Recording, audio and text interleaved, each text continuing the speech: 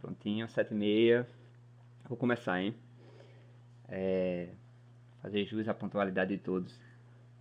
Somente nessas relações aí de virtualidade, né? Primeiramente, boa noite. Muito feliz, muito alegre pela participação de vocês. Esse é o curso Eboa eBooks, coordenado por mim. Ministrarei as aulas. Tem a produção de Thalita Medeiros. É um curso que ele tem incentivo da Lei Aldir Blanc, né, pelo edital LabPE. Então só é possível graças a esse edital, graças a esse incentivo. E muito grato a todos. Estamos nessa nossa segunda aula, o nosso segundo encontro, vamos pensar assim. E esse eu vou tentar focar um pouco sobre a voz, sobre o fenômeno da voz, e um contraste, né, ou como alguns estudos apresentam uma tensão, né, entre imagem e voz, entre escrita e oralidade, né? Então, na verdade, hoje é como se fosse um pulo, uma ponte, né? Um pouco sobre ontem, né, da intenção e da potência e da vontade, né, e do desejo, vamos dizer assim, de escrever, contra qualquer tipo de apagamento e repressão, apresentando um pouco do exemplo, né, também de apropriação, né, de um código, como a literatura africana e um pouco da literatura indígena, né, ou que vem se produzindo aqui no Brasil, e para amanhã ser algo já específico, né, sobre a escrita, né. Eu fiquei pensando, né, que como a gente vai falar sobre oralidade,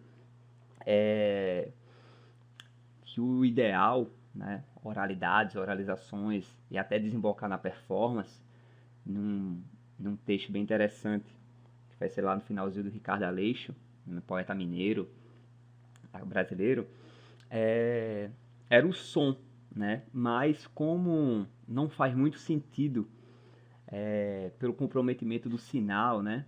A qualidade de transmissão, vamos dizer assim, fazer escutas ou auscultas, né, desse material, eu vou deixar ele como um link.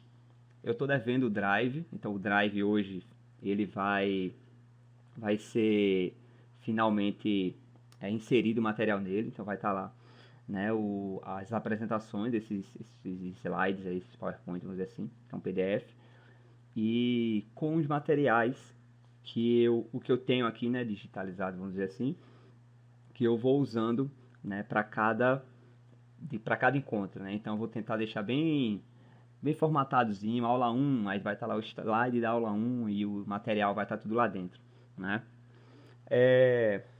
Então eu vou ainda abusar um pouco do palavreado e desses slides com textos, certo? Pensei também, então isso pode ser discutido, né, e reorganizado, né, futuramente. Não sei se esses slides com uma carga textual enfim, mais densa funcionam. Na minha cabeça era como se fosse pontos de apoio quando os sinais, né, ficam entrando e saindo, né, o sinal cai, e aí quando volta, pelo menos, né, tem aquele texto que está orientando as coisas, assim, né? Não necessariamente só o título, tal, mas isso também pode ser, se tiver funcionalidade, né? Eu queria saber isso, né? Se tiver alguma funcionalidade para vocês, vocês me dizem. Se não, né, eu deixo essas apresentações um pouco mais limpas, que até eu acho mais elegante desse jeito. Mas vamos lá, vou começar a nossa apresentação de Prax. Lembrando para vocês que esse material vai estar sendo gravado, tá? Que é uma das exigências do edital.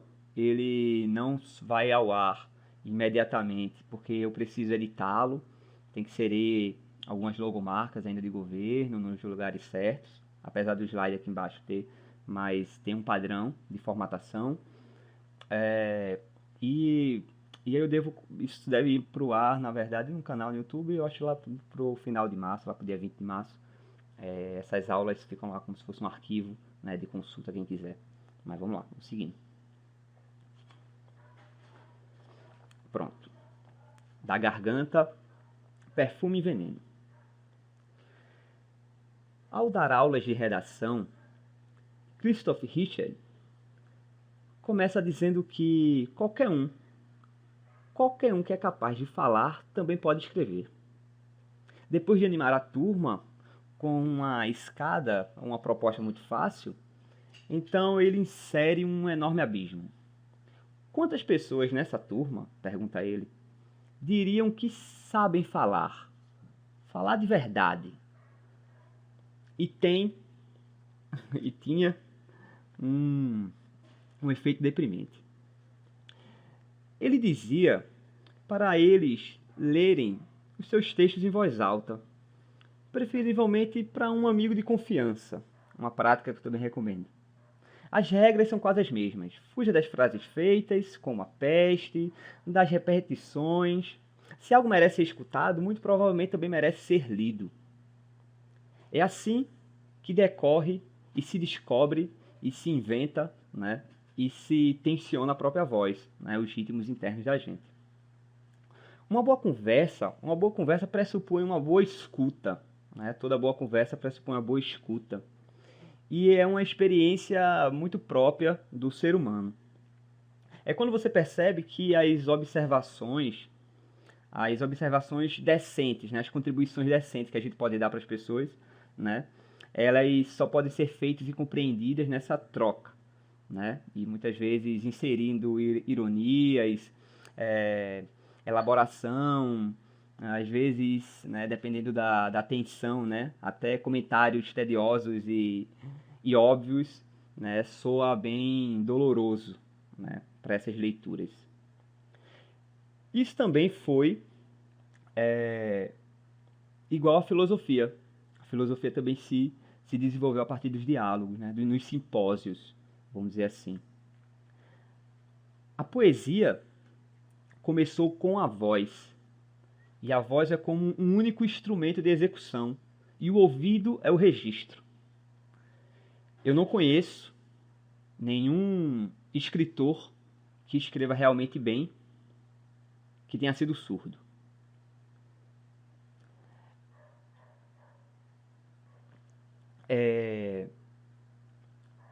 Começar sobre a escuta, né? E eu sei que também muita gente aqui tem as suas relações criativas, né? Então, e muito da nossa escrita, muito do nosso ritmo, né? Muitas das nossas pulsões, eu acredito, uma boa parte dessas escritas elas estão calcadas na pulsão da voz, né? Nos ritmos internos da gente, sobre a criação de texto. Um livro que eu queria inserir hoje, eu vou tentar fazer hoje, na verdade, mas vou me apoiar, na verdade, usar as muletas teóricas, vamos dizer assim, em cima de alguns autores. E um deles que eu acho, né, fundamental, mesmo, né, sendo um livro do começo dos anos 60, alguém que estava ainda investigando e ainda estava, né, tentando dimensionar o impacto da TV, né, dentro do mundo ocidental, que é esse livro do Marshall McLuhan, que ele é um cara da comunicação, né, muita gente conhece ele pela comunicação. E ele tem esse livro, que é A Galáxia de Gutenberg, que ele faz uso de vários estudos de antropologia cultural, história cultural, vamos dizer assim também, um pouco de crítica literária, para demonstrar, né, o fenômeno, o efeito, na verdade, o efeito do fenômeno da produção em série de livros e como esse pensamento nosso racional, ocidental, calcado no progresso, na lógica positivista, né, nessa relação de uma física mecânica, né, desse pensamento, vamos dizer assim, desse homem moderno, né, a fundação do homem moderno, né, o pensamento desse homem moderno. Como isso tem um impacto, né, e ele coloca como dois eventos, né. O primeiro é a formação, né, ou a utilização do alfabeto alfanumérico, né, ou fonético, vamos dizer assim, isso que a gente usa, vindo dos fenícios, atravessando a Grécia pra gente. E o segundo, que é o foco do livro, vamos dizer assim, é a prensa, o surgimento da prensa, né, da imprensa de Gutenberg e tal. mas é um livro muito, muito interessante, né?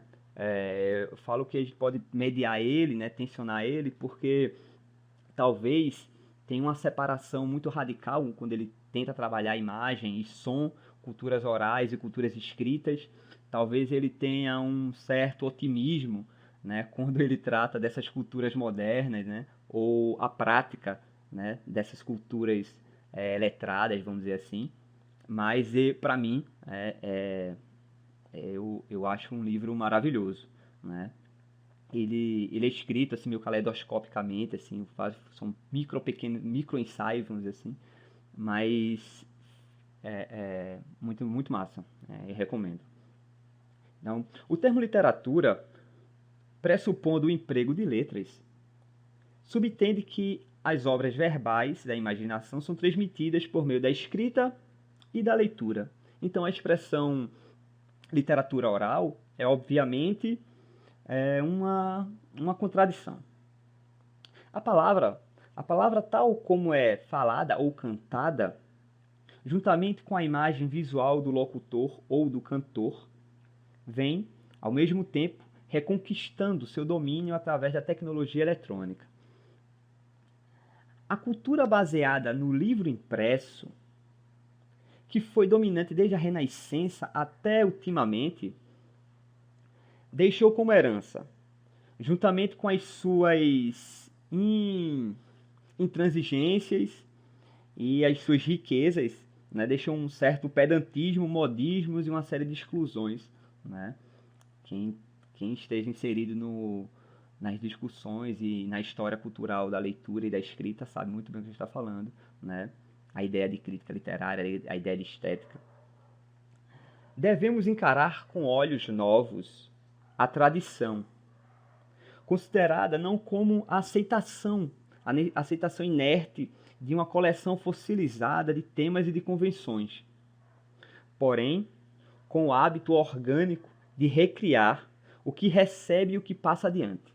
Ou seja, a gente tentando repensar não só a tradição escrita, né, mas potencialmente toda a tradição da voz, toda a tradição da oralidade. Né? É um livro que ele tensiona com o contemporâneo, vamos dizer assim, para o século XX, contemporâneo do século XX, dos anos 60 e 70, né? Dos anos 50 para os anos 60, na verdade. Né? Com a invasão, como tem dito anteriormente, da cultura do eletrônico.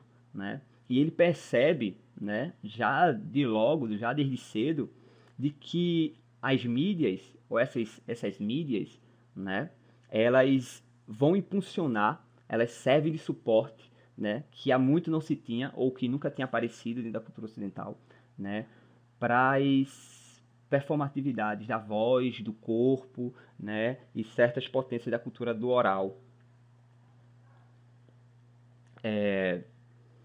Ele faz questão também de mencionar, né, de que o ambiente, né, é um dos motes também do livro, né, de que a tecnologia não é passiva, né? Então toda tecnologia ela interfere tanto na gente quanto em tecnologias futuras, né? Então tipo ele coloca aqui a técnica nos transforma também, não só a gente inventa essa técnica, e essa técnica tem o feedback sobre a gente, né?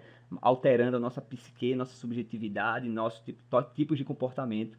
Um exemplo muito cotidiano da gente, se for pensar o que é o celular hoje, né? Enfim, enfim, você não precisa ficar palavreando sobre isso, não.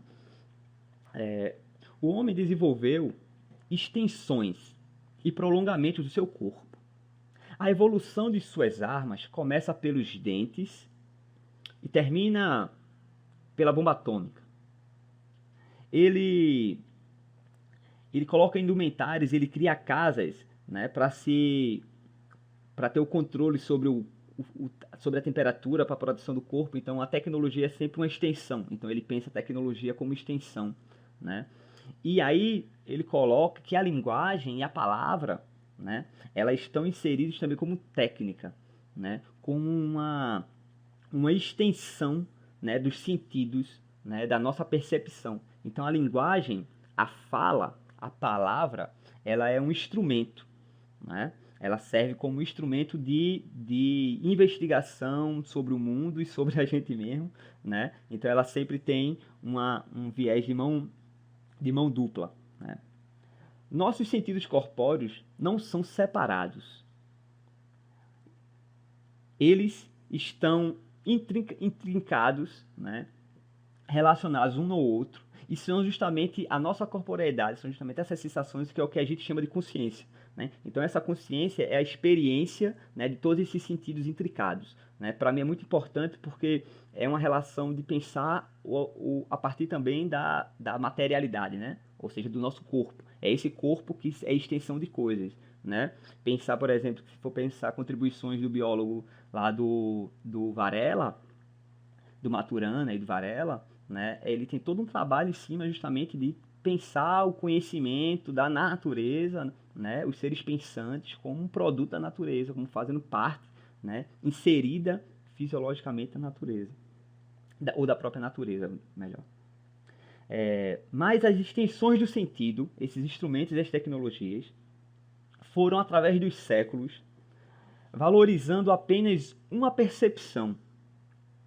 E esses instrumentos que foram criados a partir disso, eles são incapazes, né, de criar uma relação recíproca, de interdependência, produzindo, dentro do estado de consciência coletiva, vamos dizer assim, uma visão muito unilateral das coisas. Ou seja, ele chega um momento, né, e aí ele tenta pontear isso, botar como marco, né, a partir da Idade Moderna, de 1600 para frente, né, a sobrepujança, né, do olhar, do olho, né, desse ligado ao mundo da ciência, né, ao mundo do cartesiano, do mecanicismo, né, da experimentação, né. Então, as extensões de nossas faculdades e sentidos passaram a constituir um campo único de experiência, que exige a se fazer no coletivo. Ou seja, no contemporâneo, né, nós temos uma exigência de fazer uma manutenção e uma reestruturação, né, desses sentidos. Né?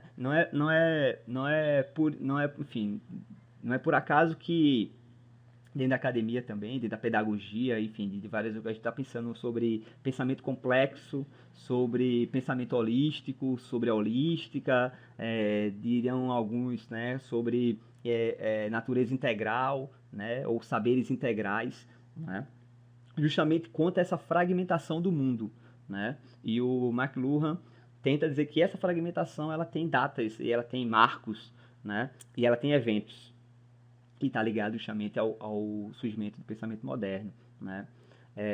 Eu vou adiantar aqui um pedaço, porque, por exemplo, né, quando chega no surgimento da prensa, a gente pode tentar contextualizar melhor isso, né? Mas esse pensamento moderno, que ele está, por exemplo, sendo justamente criticado sobre a relação do racismo, né? O surgimento do capitalismo, o nascimento do capitalismo, ele está intrincado com o surgimento dessa racionalidade, né? O surgimento desse livro como o primeiro produto de uma indústria cultural, né? O fenômeno ligado, por exemplo, né? Naquele livro do Caliban e a Bruxa, da Federici, Federici? Eu acho que esqueci o nome dela, perdão. E justamente ela vai colocar também sobre a exclusão, né, dentro de uma relação de gênero do trabalho, né, como você força, né, o uso monetário do dinheiro, da circulação, substituindo as trocas, enfim. Eu estou colocando isso por quê? Porque justamente é essa racionalidade que está em jogo hoje. Federici, né, que ela tem 2C, Silvia, e que são essa racionalidade, são essas consequências que vai estar sendo colocadas hoje em xeque, né? Quando a gente vai pensar nessas culturas corpóreas, né? E de pensamentos de diálogos, né? Porque é uma racionalidade extremamente excludente, né? Colonizadora, racista, né? Logocêntrica, falocêntrica, vamos dizer assim. Vamos lá. Enquanto nossas tecnologias foram lentas, como a roda, ou alguns alfabetos, ou até quando o dinheiro era físico, o fato de ter constituído esses sistemas separados, fragmentados, não teve um impacto, né, profundo, socialmente ou psiquicamente, se ele coloca, né? Mas isso já não é mais possível quando a visão, o som e o movimento estão a todo momento sendo apresentados simultaneamente, né, em proporções globais. Então ele já está falando da cultura de massa na TV, né, e que é o nosso mote de hoje, né, de como a tecnologia ela reimpulsiona, vamos dizer assim, várias práticas poéticas, né, e de manifestações artísticas ligadas a múltiplas linguagens, né, a inserção da voz, processamento de voz, do corpo e tal. Vou adiantar. Som e imagem. Ele faz uma cisura nisso. A visão no Ocidente europeizado se configurou apenas em alguns órgãos de recepção, né? Principalmente sempre órgãos ligados a causa e efeito, geralmente a racionalidade mecânica, linear, moldada numa ideia de espaço contínuo, uniforme e sucessivo. A palavra oral, em muitas culturas ágrafas, ou fora do alfabeto fonético, porque temos vários outros sistemas, né, de escrita, de hieróglifos, pictogramas, ideogramas, enfim, pinturas do corpo, como a gente, né, vimos, outras escritas, né, e também algumas outras formas de alfabeto, o alfabeto maia, né, o asteca. Fora do alfabeto fonético, vivem em um mundo mágico, numa oralidade ressonante. O mundo do som é carregado de importância pessoal e direta pelo ouvinte, né? Alguém fala e alguém ouve. O mundo da audição é um mundo hiperestético, é um mundo quente, de movimento, de troca, é um mundo de ações imediatas, de expansão, de reverberação, né? A visão ocidental já é encarada como uma característica fria, neutra, ou uma tentativa de neutralidade.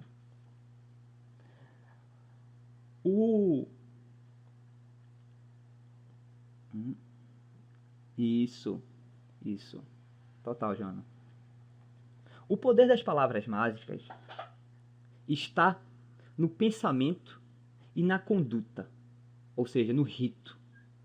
Dependem da ressonância mágica delas e pela força que ele se impõe, né? A mágica, eu falo questão de mágica porque tem não sei se vocês viram, tem um vídeo, né? Um documentário do Alan Moore, né? Que aí, se não me engano, ele fez 50 anos, né? Ele diz, eu vou ser bruxo, eu sou um bruxo. E ele coloca, né, toda uma relação entre linguagem, fala, né, e magia, né? E que é uma relação muito presente hoje, né? Assim, enfim, de todas as formas de misticismo e tal.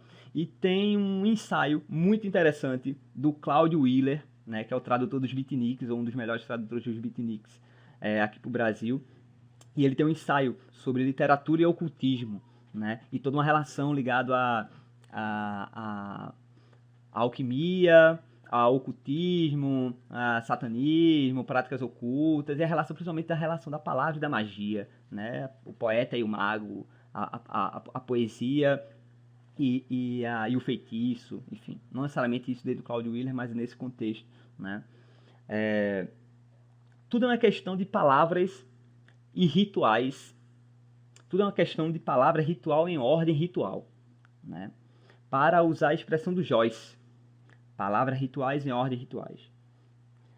Vale lembrar que hoje em dia qualquer criança ocidental cresce nessa espécie de mundo mágico pela repetição. São as imagens sequenciadas, né, repetidamente, né, através da publicidade, né, através da propaganda, né, através da conquista pelo olho, né, dos modos certos de fazer e o que é que se precisa fazer para conseguir tal coisa, para conseguir felicidade, coisa desse tipo. Ora, uma questão nossa, né? palavra certa e na ordem certa é uma relação da crítica literária, né? Da estrutura do poema, né? As palavras no lugar certo, dando seus sentidos ou intencionando seus sentidos certos, né? Então tem uma relação muito interessante sobre rito, né? E produção literária, né? Que pode ser explorada. Queria também colocar, né? Fazendo uma ponte de ontem para hoje e para que a gente possa pular, né? De que o mitos, ligado a várias, etimologicamente, né, no grego, narração, palavra, discurso, mensagem, enfim, de mitos, né, que deriva também outras palavras como mistérios.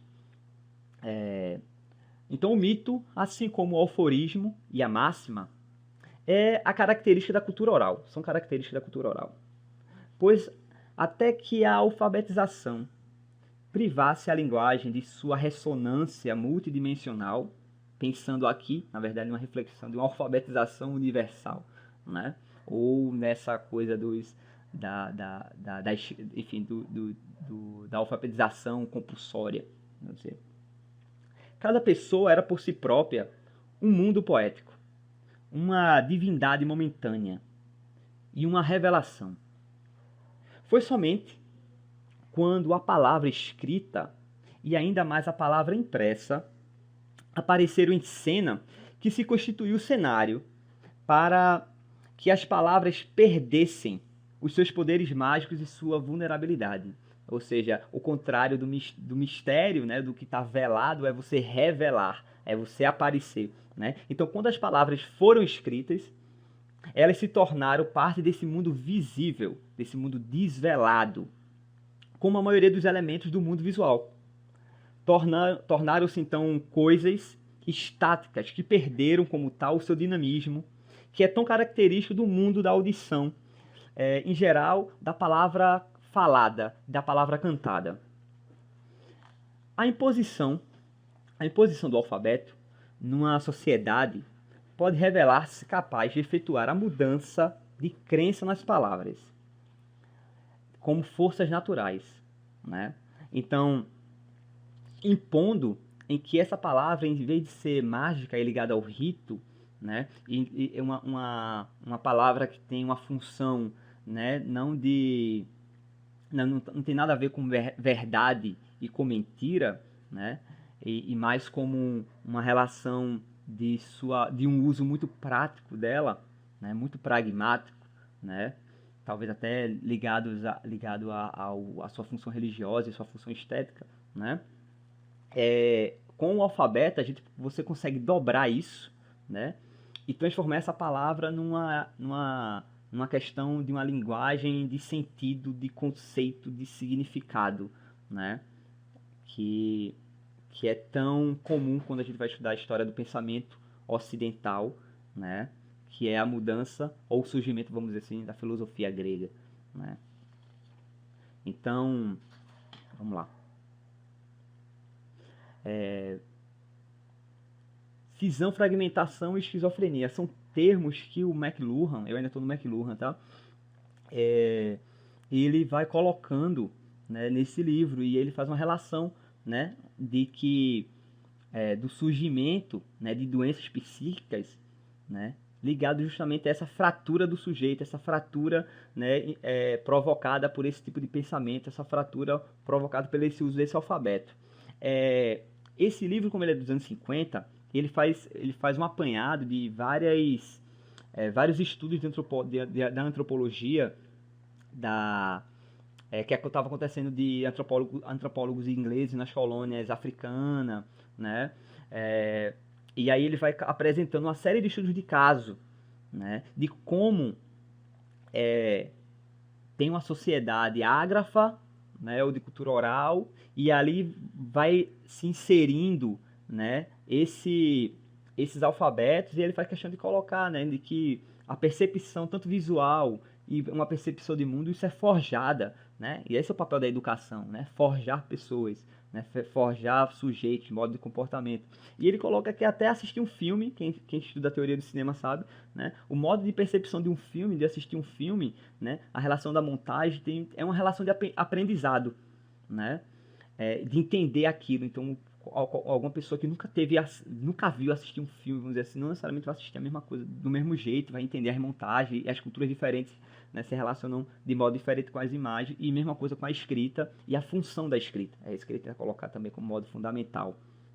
Então, a ruptura entre o mundo mágico da audição, que é mítico, né, e o mundo neutro, ou supostamente neutro, da visão, que seria logocêntrico, né, mostra como dessa cisão surgiu um indivíduo destribalizado. Né, e ele usa esse termo para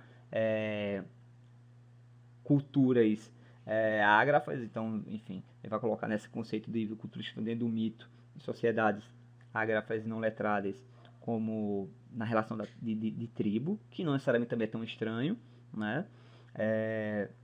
E outras culturas, né, quando ele pensa no civilizado, quando ele coloca como civilizado, isso, na verdade, é essa relação com a escrita, né, mas que também já coloca um certo logocentrismo nessa ideia, né, já tem uma carga, né, muito já bem interessante para se perceber, né, como é esse pensamento ainda no começo do século XX.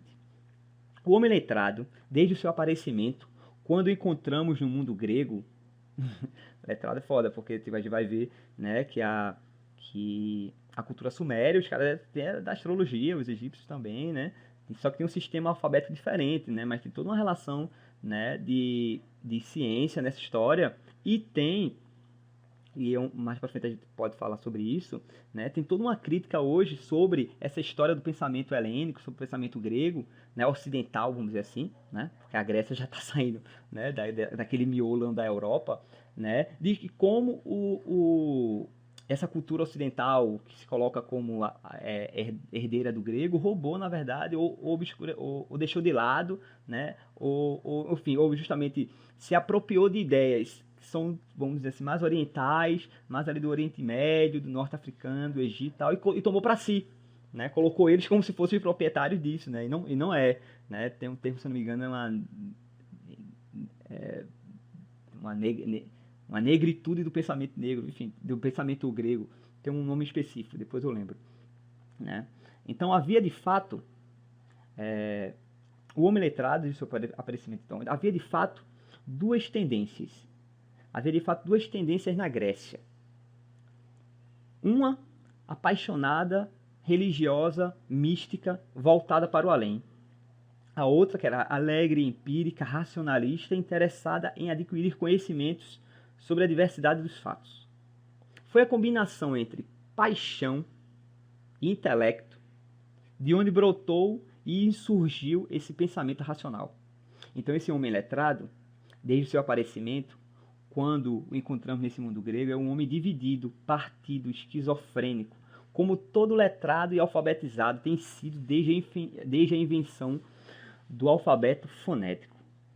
Essa divisão de faculdades que resultou, né, em uma aplicação tecnológica, no desenvolvimento dessa técnica, né, dessa técnica, e da exteriorização de outros sentidos, de um ou de outro, ou visão ou audição, né, é o aspecto que impregnou, né, e saturou todos os 1500 anos para frente, né, onde a única chave de conhecimento possível, né, é pelo pensamento. Então, eu penso, logo existe o cartesiano mais na frente, né, ou a investigação do mundo platônico através do pensamento, da razão. Em palavras ou figuras que apenas assim se podia abrir as portas para compreender o mundo. Então você só compreende o mundo através do pensamento. Então o corpo deixou de fazer sentido, né? A corporeidade, né? as paixões, vamos dizer assim, e outras relações do rito, né? Que todas foram, ou estão sendo, essa imersão de todas elas voltaram à tona, né? Do final do século XIX, começo do século XX, né? Então, em certo sentido, nesse momento na Grécia, realmente a força das palavras e de outros símbolos visuais tornou-se muito maior do que antes. Então, pensando que isso se dá no século VI, né, entre o século VI e o século V, 6 e 5, né, ali, né, a relação de Sócrates e Platão, vamos dizer assim. Agora, o pensamento verbal e matemático, né, lembrando que para Platão a arte é abstrata e a arte é a geometria, né, e a estética, né? A estética é a matemática e é a geometria, né? A arte é a geometria, né? Então, o pensamento verbal e matemático tornou-se a única verdade. E todo o mundo sensorial passou a ser considerado como ilusório, né? A rejeição do corpo é ilusão, é sujo, é carne, né? É transitório, né? O verdadeiro é o permanente, né? O verdadeiro está ligado a uma ideia de identidade, né? Como se a palavra representasse a coisa, a fixadez, né? Fixar conceitos, né? Exceto na medida em que os pensamentos iam sendo, quando interessados, trocando entre alguma percepção auditiva e uma percepção visual, uma percepção auditiva e uma percepção visual. Uma crítica ao McLuhan que a gente pode fazer é que não necessariamente porque o alfabeto é escrito que ele é só visual, né? Porque toda a lógica, né, da linguagem escrita, ela está calcada em várias dessa base da oralidade, né? Só que ela agora ganha uma nova estrutura, que é a palavra ligado ao pensamento, que eu tento investigar o mundo a partir disso, né? Eu tô fazendo muita lombra, tá tudo ok aqui? Deixa eu dar uma olhadinha aqui só pra como é que tá aqui essa mensagem. Se tem alguma dúvida. Beleza. Tá. Eu vou continuar. Eu queria inserir nisso um outro livro que é bem legal, né, da Viviane Mosé, que ela faz uma mediação super interessante, super massa, sobre Nietzsche e a relação de Nietzsche com a linguagem, a política da linguagem, que vai justamente falar sobre como, né, o Sócrates e como o Platão, né, vai forjar ou vai moldar, né, esse tipo de pensamento que vai tomar conta da gente durante os próximos 1500 anos, né, século V até, enfim, 1500 anos para frente, a relação da verdade, né? Por quê? Porque a gente pode, né, tem toda uma crítica do século XX sobre a verdade, né, e colocar a questão que a gente poderia ter escolhido, né, outros critérios, como a arte, né, para mediar o mundo, né, ou outras expressões, outros modos, né, de expressar, sem ser necessariamente esse pensamento lógico, dualista, né, que poderia mediar o mundo, né. Então, eu vou ser breve, né? Eu acho que não vou entrar nisso, né? Mas a crítica que Nietzsche vai fazer da linguagem é da consideração de que desde o seu nascimento, né, na estrutura racional ocidental grega, isso é o que estou colocando, especificando, né, o seu desdobramento na Europa é nascida na filosofia socrático-platônica, né, que tem como fundamento produzir a vontade de duração. Então ele vai fazer uma crítica ferrenha ao Platão e ao Sócrates, dizendo que eles têm medo da morte, eles têm medo, né, a filosofia deles justamente é contra a vida, né, porque é contra o movimento, é contra o transitório, é contra o corpo, né, é contra o desejo, né, porque é uma vontade de duração, de coisas eternas, querer acreditar que as coisas são eternas, né, que a gente é eterno, que a palavra é uma ideia eterna, né? Uma ideia de permanência, né? A verdade que está calcada nessa relação de identidade, né? Você identificar, dar identidade às coisas, né? Como forma de contrapor uma multiplicidade móvel que é a vida, né? Então ele vai denunciar o Sócrates e Platão que eles são contra a vida, contra a potência da vida, contra a luta da vida, né? Contra o viver, vamos dizer assim. E que Platão desenvolveu como pensamento a ideia de falso e verdadeiro, essa dualidade de corpo e alma, né? Que na verdade o Parmênides é que meio que bolou isso e ele refinou tudo isso, né?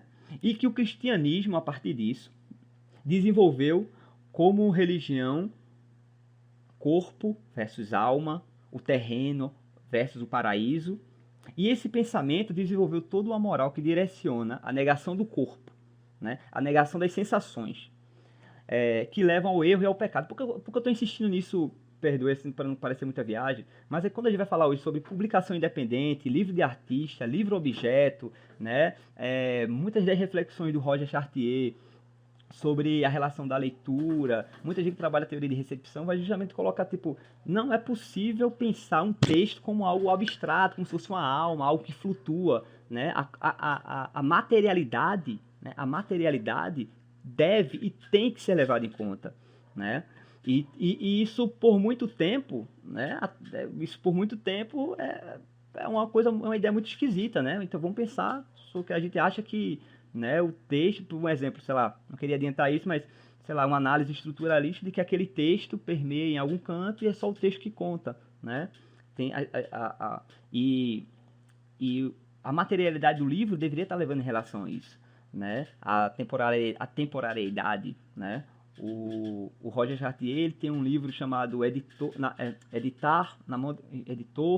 e Autor, vamos dizer assim. Ele pega algumas obras do Shakespeare, vamos dizer assim, e vai dizer que como cada edição do Shakespeare modifica o texto, né? Não existe um texto uniforme, né? Homero não é isso, enfim, né? E eu estou colocando isso justamente para a gente inserir, né, que dentro do contemporâneo, ou agora inserir dentro das expressões da récita, da performance, das oralidades, né, dos slams, do verso de maracatu, dos encontros, das sambadas, o corpo, ele não deve ser desconsiderado. Ele não pode ser desconsiderado, vamos dizer assim, né? E ele vai denunciar que isso é uma lógica do pensamento ocidental, né, europeu, colonizador, né, e que é nosso, né? A gente também é grego, vamos dizer assim, né? Não deixamos de ser grego, né? Como diria o Fanon, né? Já que somos herdeiros também do mundo, seremos os herdeiros do mundo e também eu quero também coisas, acho que as partes interessantes também, né? Pois bem, então a negação é a negação do aqui e agora, né? Em troca, em troca pelo paraíso, a troca da ideia de um futuro, né, de um progresso ou de uma ideia de progresso, né? Uma lógica que rejeita a contradição e o conflito, né? É a negação de tudo que se transforma, de tudo que é instável, de tudo que se move. É a construção idealizada de si mesmo e uma construção idealizada também do outro, né? Então, por exemplo, sei lá, o que é ser pai, o que é ser mãe, o que é ser poeta, o que é ser professor, ou, por exemplo, quem teve a diabrura de querer escrever um texto e nunca conseguir parar de editá-lo, né? E toda vez que você volta, aquele ali não tem fim, né? Aquele ali é mutável, é mutante, dependendo de onde você vai postar ou publicar aquilo, aquele ali é um inferno, né? Cícero, em Roma, né? Já, século I, sistematizando já o pensamento romano, quando investiga, eu acho que é século II, um antes de Cristo, na verdade, investiga o mundo grego, faz uma reprova a Sócrates por ele ter sido o primeiro a criar justamente a cisão, a separação do pensamento e da paixão, do corpo do desejo, né? Mas o que parece estar intrigando os pensadores contemporâneos, né, é que justamente é nesse tempo dessa cultura não ágrafa, como eram os pré-socráticos, né, é justamente, né, nesse tempo, né, de que hoje o contemporâneo, né, ou várias contribuições do pensamento científico, da física, da biologia, da química, né, da eletricidade, vamos também pensar assim, né, que são justamente várias contribuições desse tipo de pensamento, dessa mentalidade não alfabetizada, que vem dando respostas, né, ou que responde de maneira mais sofisticada a várias questões da atualidade, né? Então, eu estou já numa reta final desse, desse momento, vamos dizer assim, platônico, McLuhan platônico. As sociedades tribais ou fechadas são uma unidade biológica, né? Essa etnia é uma tribo, né? Enquanto, aí é que tá, né? O ranço das coisas. A nossa sociedade seria aberta, funcionando em grande parte por meio de relações abstratas, tais como troca e cooperação, né? Uma idealização, né, meio liberal, vamos dizer assim, né, da modernidade. O momento que se abrem as sociedades fechadas, no momento em que se rompe a estrutura, né, tribais, vamos dizer assim, foi e é obra, segundo o McLuhan, sempre por causa do alfabeto fonético. E não qualquer outra forma de escrita ou tecnologia. Vai dizer que esse é o X da questão. Né? Por outro lado, o fato de serem uma sociedade da tecnologia da fala, né? A linguagem oral, o tambor, a audição, prenuncia neste início de era eletrônica, né? Nesse começo do século XX para ele, mas também super contemporâneo, né? Do século XXI, o englobamento, ou quando se pensa a ideia global, né? Da ideia de um mundo, né? Todo conectado, né? E de autoidentificação. Eu acho, né? Isso tem uma coisa meio um pouco perigosa, né? Dessa coisa dessas homogeneizações, né? A gente pode pensar, por exemplo, a quantidade de idiomas e de culturas, por exemplo, de línguas que vão sendo extintas anualmente. Né? E tem sites que fazem essa relação. Né? Ou, enfim, uma certa crítica a essa homogeneização do mundo. Né? Então, por último. Então, cadê? Acho que eu pulei um. Aqui. Tá. Então, esse mal-estar, essa tensão, é consequentemente uma ruptura, né, dessas sociedades fechadas. E ainda é sentida até agora, contemporaneamente, especialmente nos tempos de mudança social. Essa tensão que foi criada, que é criada, né, pelo esforço de uma sociedade aberta, ou pelo menos eles colocam dessa forma, né, parcialmente abstrata, que exige continuamente esforço para sermos racionais, para nos privarmos de alguma satisfação social e emocional, para esse cunho, né, de responsabilidades. Ou seja, ele faz um balanço tipo de que isso é preciso, né? Enfim, essa racionalidade ela é necessária.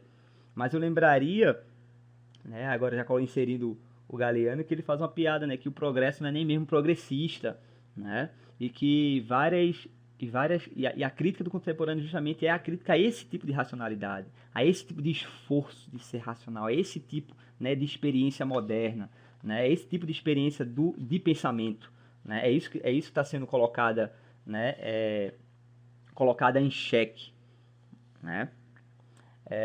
E por último, para fazer esse contraponto, já que a gente está falando, né, dessa crítica desse tipo de pensamento, né, tem uma contribuição de dois autores, sempre que vocês puderem. Eles estão publicando uma série de coisas e tal. Tem esse livro que é O Fogo no Mato, do Luiz Antônio Simas e Luiz Rufino. Tem As Ciências Encantadas das Macumbas. Tem Pedrinha Miudinha. Então, tem uma série o Antônio Simas, né, que estuda a cultura afro-brasileira, focado na cultura do Rio de Janeiro, estudioso do samba, das culturas de terreiro, da capoeira, né? Enfim, é bem interessante. Então, para fazer esse contraponto do que o McLuhan diz que a gente tem que abrir mão, né, em troca de uma certa segurança, de um certo satisfação social e de que esse pensamento gera, então ele colocaria aqui enjaulados em hospícios de concreto, desencantados do mundo sem terreiro, condecorados com tarjas pretas, eufóricos desmedidos e silenciosos deslocados, educados na lógica normativa, incapazes de atentar para as culturas que subvertem os ritmos, rompem as constâncias, acham soluções imprevisíveis e criam maneiras imaginativas de preencher todo este vazio deixado nesse mundo, né? Com os corpos, com vozes, com cantos. Então, padecemos inchados, prens, fecundos de razão. Então ele coloca, acinzentou no Brasil. É hora de sair do conforto de sofás epistemológicos. Aqueles em que morremos tristes e conscientes de nossa suposta superioridade. E nos lançamos em uma encruzilhada, em uma encruza de alteridade. Menos como mecanismo de compreensão e mais como uma vivência compartilhada. Viver os espaços, viver o outro, viver a diferença. A palavra macumba vinha muito, provavelmente vem, né, do Kikongo, que quer dizer encontro, reunião de poetas, feiticeiros, os encantes de palavras. Essa guerra precisa ser empreendida coletivamente por uma comunidade que pratica o encanto como política e uma inscrição de ser e de saber no mundo.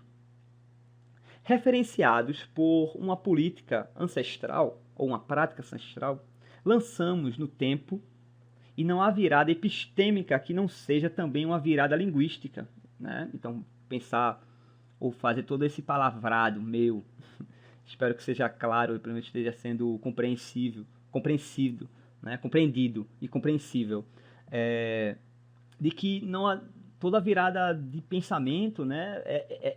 Ela vai passar pela linguagem, né? Vai passar pela língua, né? O Mayakovsky já diria, né? Não existe forma revolucionária sem linguagem revolucionária, né? As palavras são corpos. Elas se potencializam com a presença. Enquanto vida, ela tem potência. E não é a potência de uma mortandade, não é a potência de uma escassez e não é a potência do desencanto.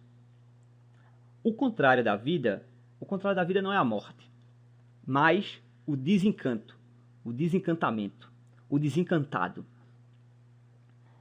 E é por isso que os ebóis epistemológicos, olha o nome aí, é por isso que os ebóis epistemológicos, que precisam ser praticados para despachar o carrego colonial, são também encantamentos de palavra e encantamentos de corpos.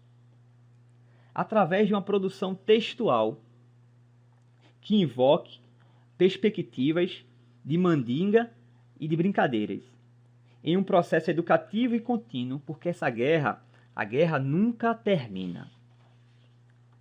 Essa aqui é a primeira parte de duas que eu pensei no nosso encontro, tá? Eu vou deixar lá no Drive esse livro do McLuhan, né? Enfim, ler um trambolho daquele pelo PDF não é muito interessante, mas eu acabei imprimindo aqui em casa, mas vale muito a pena, eu acho muito interessante. Porque ele também vai trazer um monte de outras reflexões sobre justamente a voz e o mundo eletrônico, né? E aí eu me reti até aqui, por quê? Porque o Paul Zumthor, esse cara também fenomenal que estuda a voz, ele vai se alimentar de várias contribuições de McLuhan, né? Principalmente desse trabalho dele, do Galáxia de Gutenberg.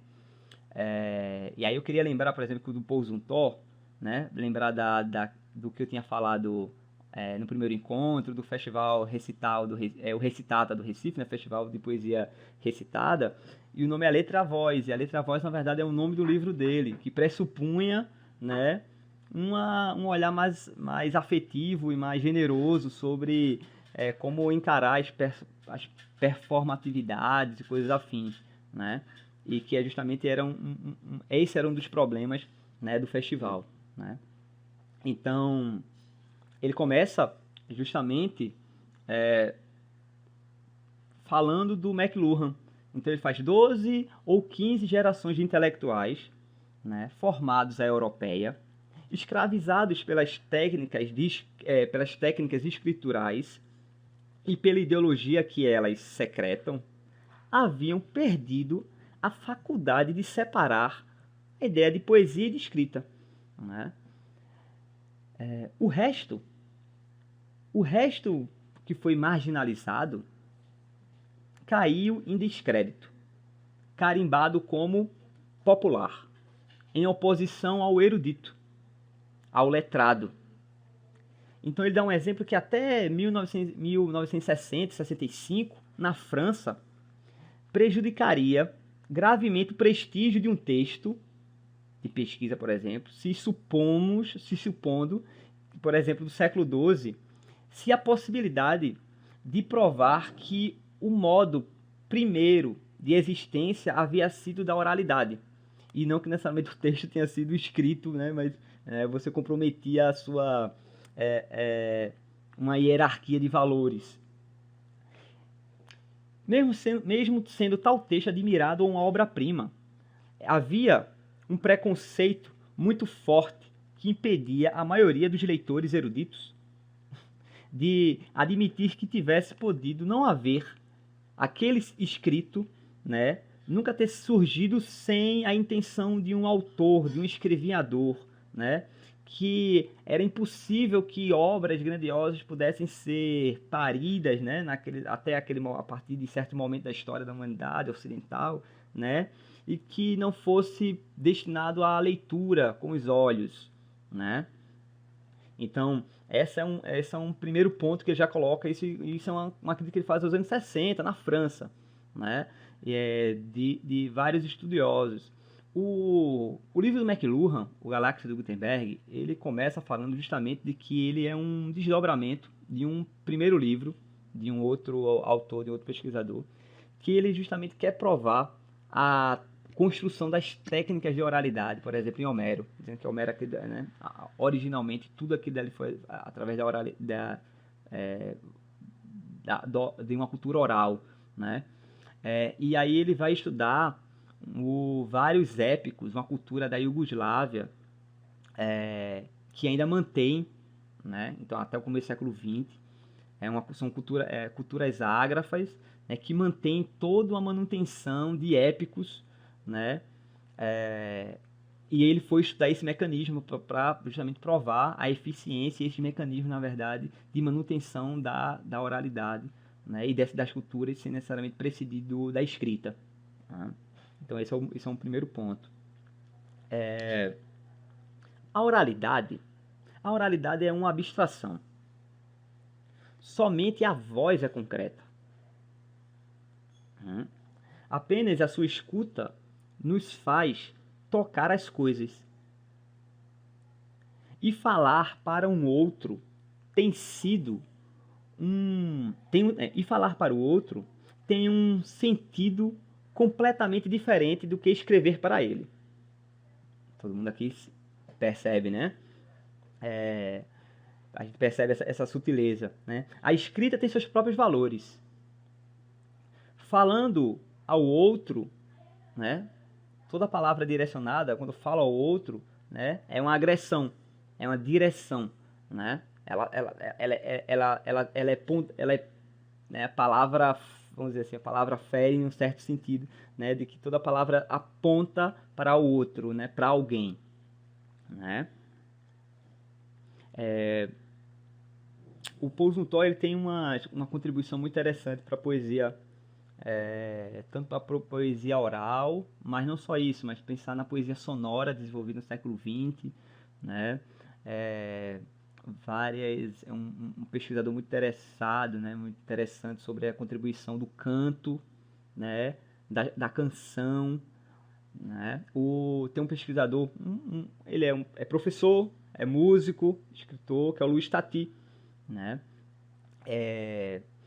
Ele tem toda uma área de pesquisa e de produção teórica sobre a canção brasileira, né? E aí ele defende, né, a hipótese dele, ele defende com evidência que a canção brasileira é uma nova linguagem artística, é uma linguagem própria por si só, né? Não é necessariamente ela não se insere só no critério de música e nem de literatura ou poesia, ela é uma linguagem própria, né? Então é uma pessoa muito interessante, né, para quem está ou se interessa, né, por esse contexto, né? O Louis Tati, ele é um pensador muito interessante, né, sobre pensar a canção como linguagem própria, né, e não necessariamente a canção como um gênero específico de análise, né, não, uma linguagem própria, né. Então a lembrança longínqua de que poesia originalmente sempre foi voz, ou foi voz. Em virtude desta nostalgia da voz, é que está, né, e que desperta toda a essência da poesia. Das 3 primeiras décadas do século XX, sente-se um desejo emanando dos próprios poetas, não apenas de oralizar poesia, mas de restaurar nela a presença da voz, como também de cantá-la Isso vai além de todas as ricas e algumas vezes tumultuosas experiências que vem atravessando a poesia nesses últimos 4 séculos, né?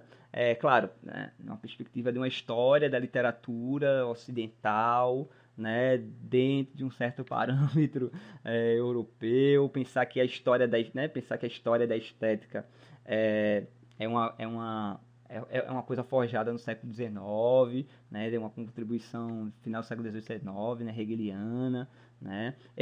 Me perdoe, eu cometi aqui uma gafe, eu preciso colocar o carregador no computador, urgente, rapidinho aqui. Tá aqui do meu lado.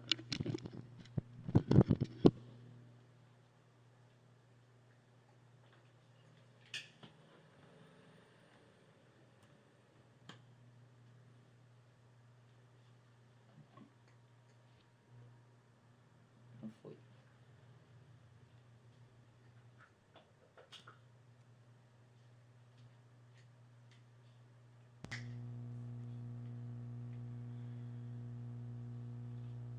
Agora foi. Perdão. Esqueci de botar o.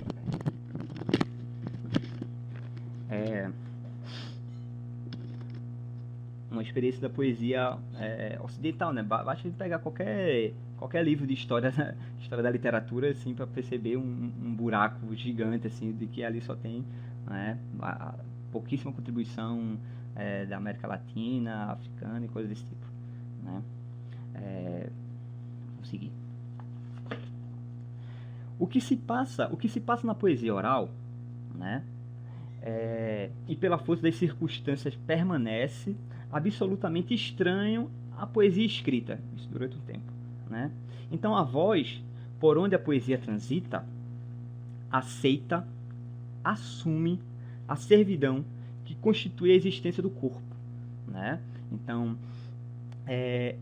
isto é, contudo, esse corpo implica sua fraqueza e a sua força, né?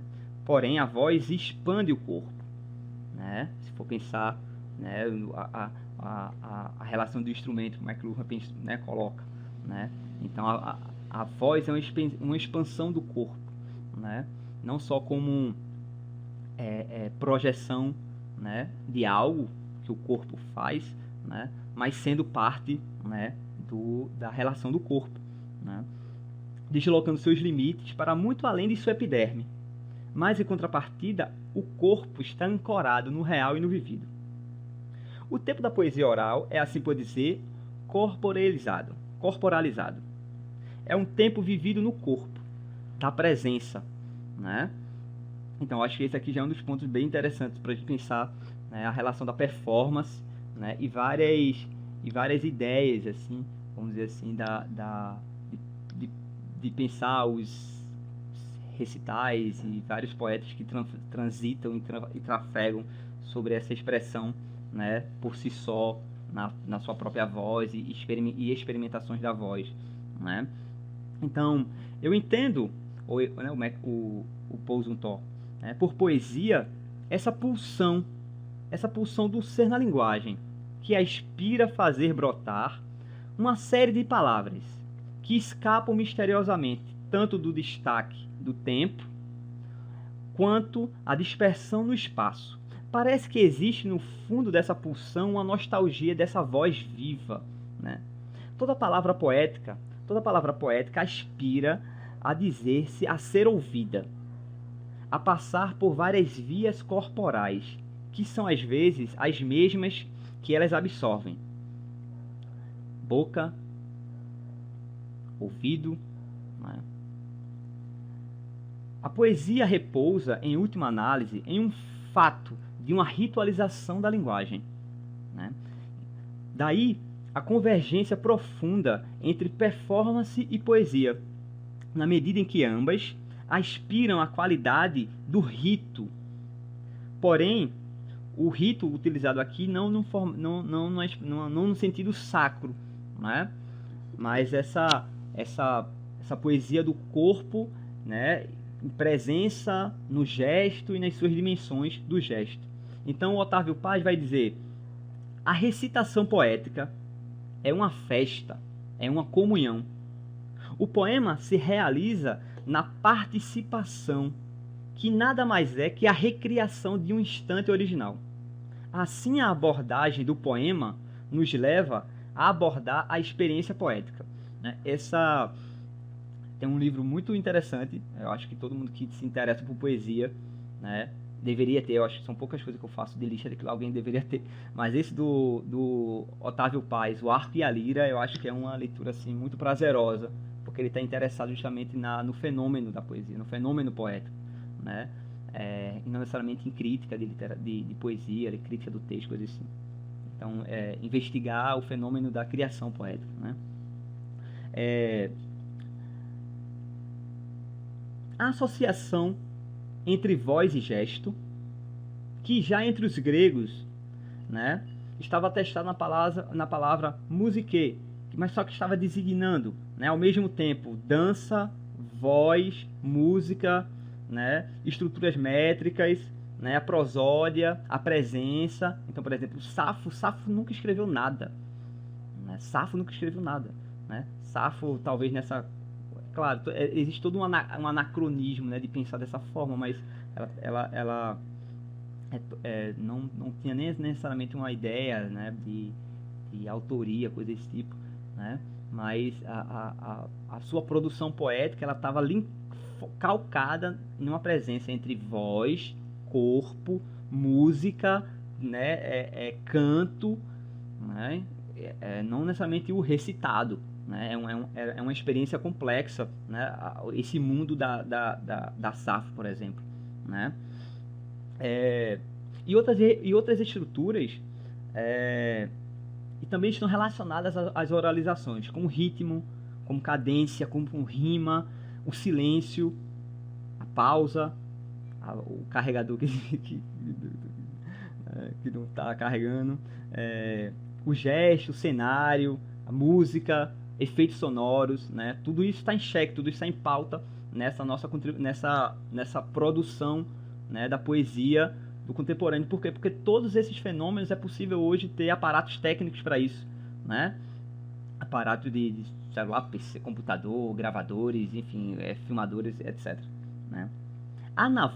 Existe na voz uma espécie de indiferença relativo à palavra no canto, né, por exemplo, que chega a certos momentos com uma voz que vai modulando experiências da linguagem. É evidente, né, que o alcance de registro, o alcance da voz, a projeção da voz, a técnica de voz, né, a envergadura sonora, a voz ultrapassa, né, muito mais a gama, né, dos efeitos gráficos. O que quer dizer assim, que a voz, né, se você pensar não só a voz usada como linguagem, mas como abstração, pensar um cantor de ópera, por exemplo, né, que ele faz sons que são abstratos, não tá cantando nada, ou seja, é um som, uma nota, né? Então, ou seja, ele diz que a voz tem muito mais plasticidade, né, de explorar todo o espectro de possibilidades do que a palavra escrita, né? É uma provocação bem interessante, né? Então, quando falo, a minha presença física tende a se atenuar mais ou menos. Eu me dissolvo nas circunstâncias. Se eu canto, eu me afirmo. Eu reivindico a totalidade do meu lugar, do meu estar no mundo. Tô já terminando, tá?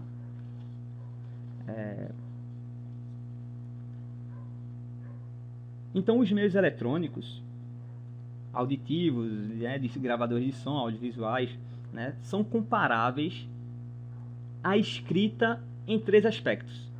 Né? Então, então, tem toda uma discussão, né, que começa no McLuhan e o Posuntal vai botar para frente, e alguns outros autores, o pessoal que trabalha com arquivo, né, as mídias sonoras. Por quê? Porque hoje é possível uma biblioteca de sons, né? Se for pensar pra gente é uma coisa meio óbvia, né? Mas até o começo do século XX, final do século XIX, era impossível ter uma biblioteca de sons, né? A música era naquele momento, né? Ou, sei lá, em casa, alguém tocando, mas enfim, né? Você não repetia coisas, né? A experiência, né?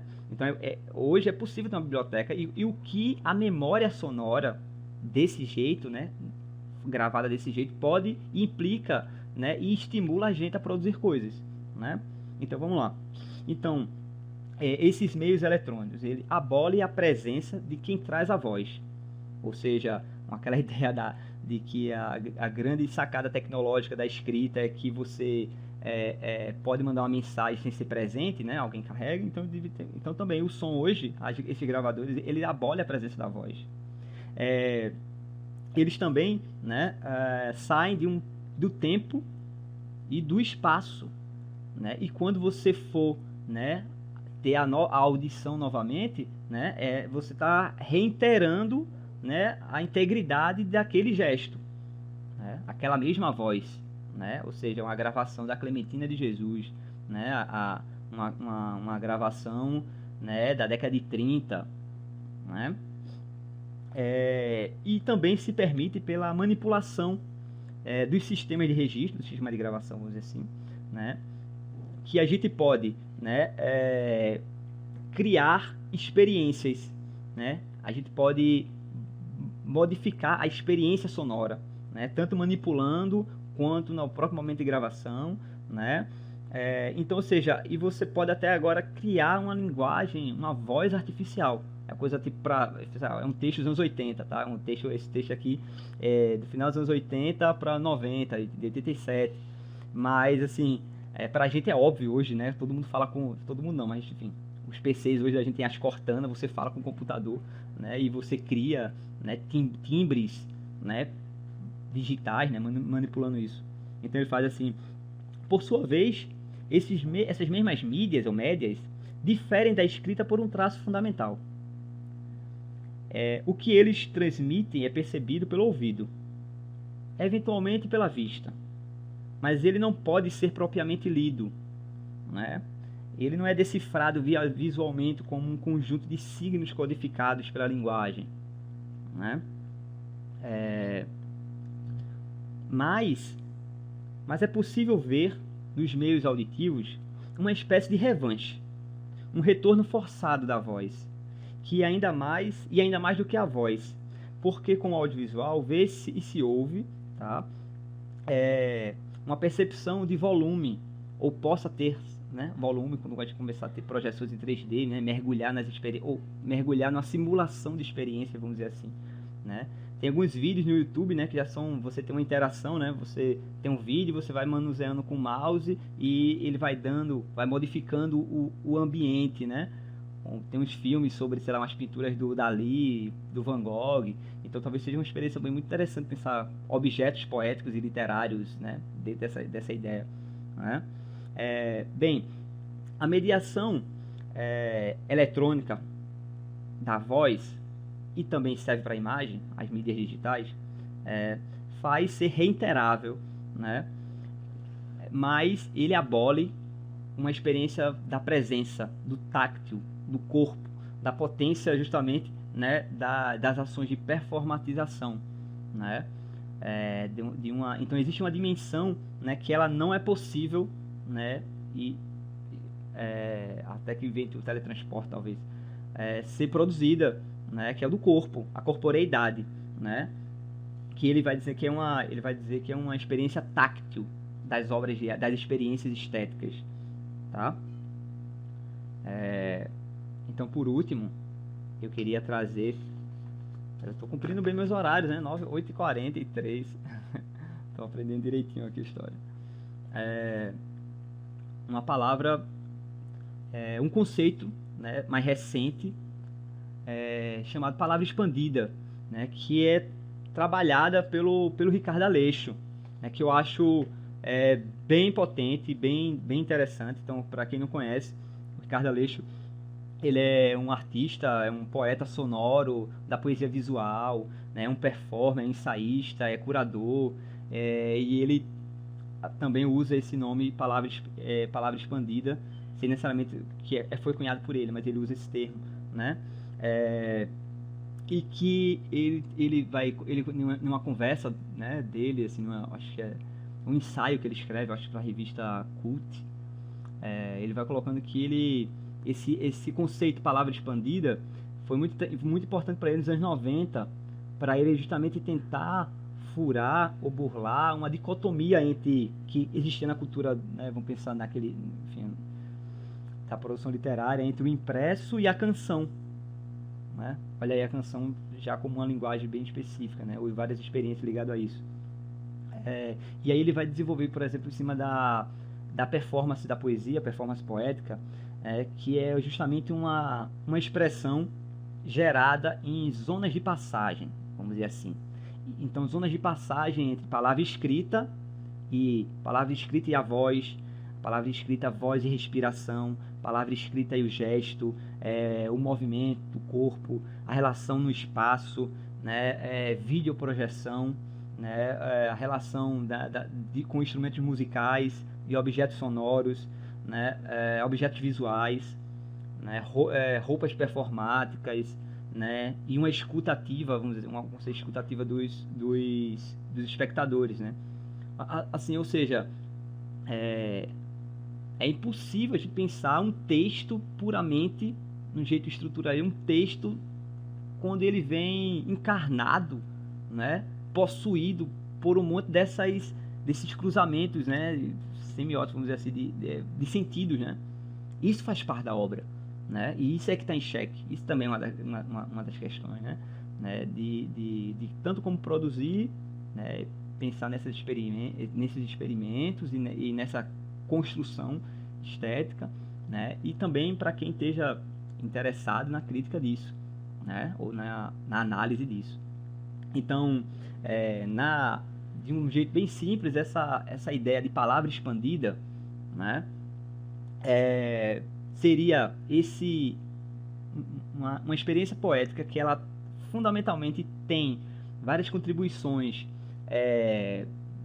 da tradição, mas tem justamente várias contribuições dessa possibilidade técnica de se fazer, né? Eu tô insistindo ainda nisso, porque também para mim uma ideia de publicador independente ou edição artesanal, sei lá, qualquer coisa desse tipo, é justamente a gente só produz porque se tornou viável, fácil de adquirir, né, os meios de produção para isso, né? E quando durante um monte de tempo quem estava fazendo isso a gente fazia com refúgio, com tecnologia barata, né? Mas a gente sempre se apropria dessas técnicas, dessas mídias, né? Desses mecanismos, desses aparatos, vamos dizer assim, quando se é possível manuseá-los, né? Então, performance poética para designar um tipo de obra artística híbrida ou de intermídia, que tendo origem na transposição da palavra escrita para o âmbito vocal, do corpo, né? Ela também abre diálogos criativos com outros sistemas semióticos, o vídeo, a dança, o teatro, a radioarte, videoarte, enfim, pintura, enfim, cerâmica, enfim, pintura de corpo, qualquer coisa, pente arte, qualquer coisa.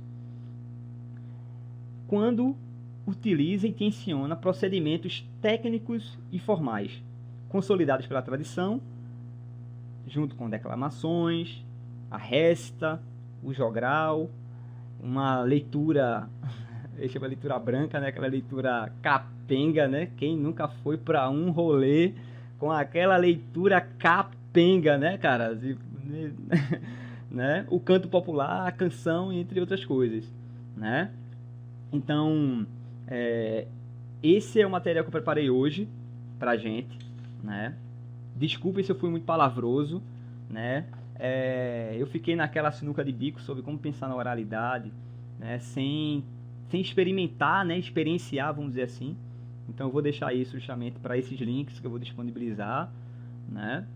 Tem algumas coisas interessantes que são reconstruções de como seria o pessoal que estuda grego, por exemplo, né? Ele tentando reconstruir essa experiência dessa performatividade do que seriam esses trabalhos, de reconstrução de épicos como de Gilgamesh, de várias culturas que exploram a oralizações, né? E também um pouco mais, e algumas outras manifestações do contemporâneo que fazem experimentos, né, respiratórios, né, e ressoam e criam ressonâncias e criam enfim, experiências auditivas assim super interessantes, tá? Deixa eu ver aqui.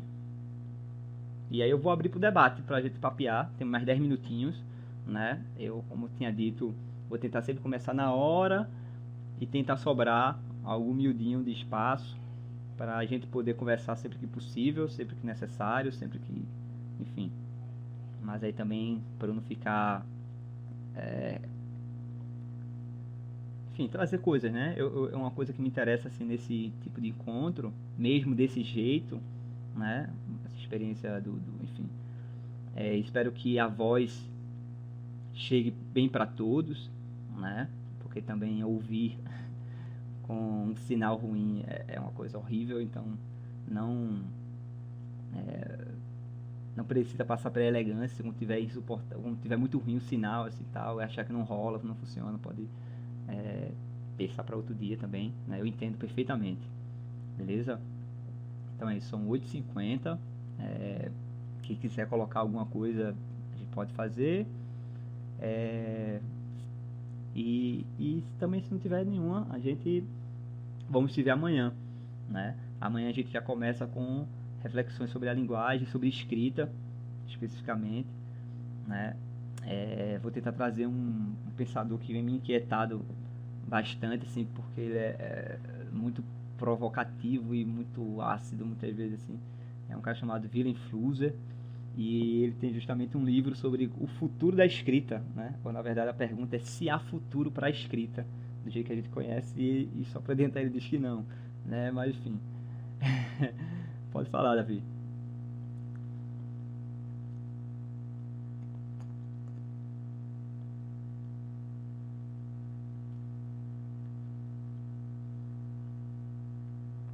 Beleza. Tô vendo aqui um comentário, Nietzsche sempre criticando, né? Aquela ideia da martelada, né? Foi a Joana que colocou. Sua filosofia do martelo. Bem, eu não vou ficar lombrando não, porque eu sou muito palavroso, sou prolixo, então eu tenho um roteirozinho, né? Espero que tenha funcionado essa. Depois vocês podem me chamar no privado e dizer se ficou uma merda, assim, esse tipo de apresentação, né? Mas eu tenho um roteiro, então quando eu saio dessa rota, então eu fico muito prolixo, né? Mas justamente o que eu encaro e que eu sempre venho discutindo sobre oralidades, né, performatividade, é isso, é a relação com os suportes eletrônicos e os suportes digitais, né, uma relação da cultura, da presença, né, muito forte, né. Eu não vou, por exemplo, mais entrar numa discussão assim, um pouco sobre mais epistemológica, sobre a voz, né, sobre a pulsão de escrever, né, mas sim sobre os desdobramentos agora da escrita, né. Mas esse pensador Luiz Simas, como também o Muniz Sodré, que tem um Pensar na Go, que eu comentei ontem, né, tem toda uma filosofia. Tem um outro pensador muito potente, que é o Tigana Santana, que também é músico. E o Tigana Santana tem a tese de doutorado dele, que é sobre o estudo do pensamento bakongo, né? Do Congo Angola, e a linguagem. E eu acho bem importante, assim, justamente sobre uma descolonização epistemológica, de pensar perspectivas para frente. Pode chegar, Davi, é só você abrir aí, que eu tô